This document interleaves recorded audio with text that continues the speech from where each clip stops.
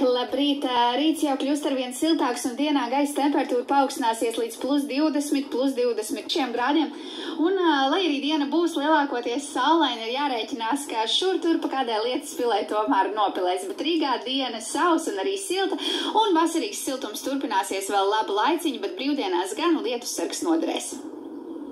Nu, paldies, viss, kas mums ir jāzina. Siltums un motoru rūkoņi, vai ne? Motoru rūkoņi un, protams, ir vēsturisks brīdis, kad sāksies šis vērts posms Latvijā, pēc skatītājiem tiešām ieteikti iepazīties ar drošības norādījumiem, lai viņi nedisciplinētās uzvedības dēļ nenāktos atcelt kādu no ātrumposmiem, jo tā ir ieras prakse, ka dažkārt, kad līdzotēji pārkāp kaut kādas normas, ātrumposmus atceļ, un to neviens nevēlas. To neviens nevēlas. Paldies, Vaimon. Posmiem jānotiek biežāk Latvijā, vai ne? Katru gadu. Tieši tā.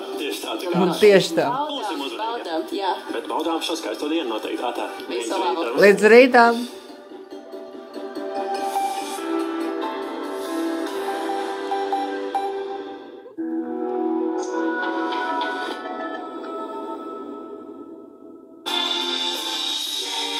Mīlas viesulis.